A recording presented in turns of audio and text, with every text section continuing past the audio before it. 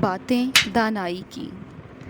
مصر میں دو بھائی رہتے تھے، ایک کو علم حاصل کرنے کا اور دوسرے کو مال و دولت جمع کرنے کا شوق تھا۔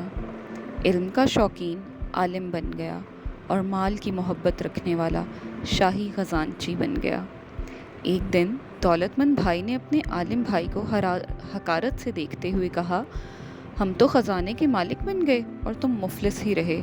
عالم نے جواب دیا، بھائی جان، میں تو اس پر اللہ تعالیٰ کا شکر ادا کرتا ہوں کہ اس نے مجھے پیغمبروں کی میراث یعنی علم عطا کی ہے، لیکن آپ قارون کی میراث دولت پر فخر کر رہے ہیں۔ ہمیں ہمیشہ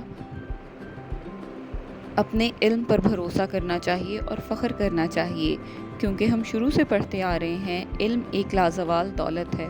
علم ہمیشہ بڑھتا ہے، گھٹتا نہیں۔